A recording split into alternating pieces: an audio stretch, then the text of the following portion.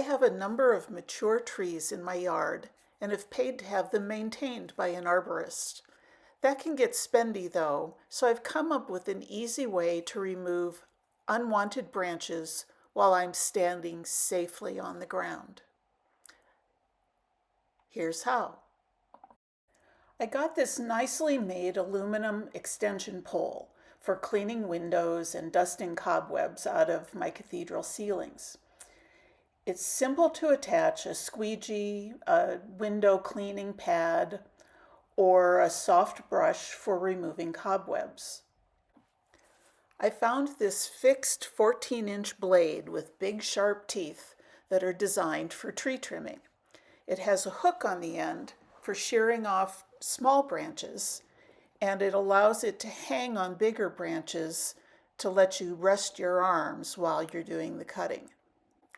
My aluminum extension pole has two types of universal attachment points.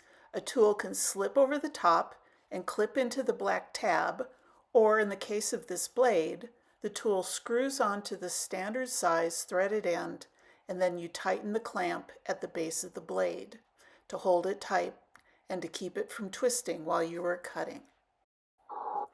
This is the length of the pole when unextended, about 7 feet, including the blade. I need to extend the pole to reach up to the branch I want to cut.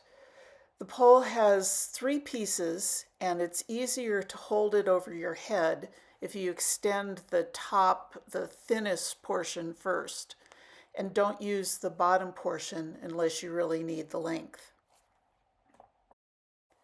Make sure you have the pole adjusted to the right length before you start cutting. You can just use the hook on the end of the blade to hang it on the branch you're targeting and make any minor adjustments from the ground. Make sure that the pole is long enough so that you can stand to the side of the branch being cut, as I show here. When the branch breaks free, make sure that it won't drop onto something important like your head. This branch cutting tool is great for branches up to about 3 inches in diameter.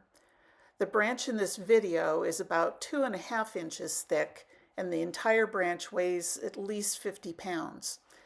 This method is also limited to cuts that are mostly vertical. It doesn't work very well in situations where you need to cut a tree limb that goes straight up from a horizontal branch, because you just can't get the angle on it. Okay, let's speed it up through the rest of the cutting. As the branch starts to fall, you may want to slow down and make sure that you're not going to hit anything as the branch comes down. Mine is actually catching on the roof here a little bit. It's outside of the frame, but it will eventually crash. So here's what the end of my branch looks like. You can see that it's about 2.5 inches in diameter, and it's kind of torn the bark from the tree on the end. This branch is from a crabapple tree, so if your branches are tearing like this, you can try scoring the bark on the bottom of the branch before cutting it, and you may achieve a cleaner cut. I have the 16-foot version of this lightweight aluminum extension pole. You can buy versions of this pole from 13 feet to 30 feet in length.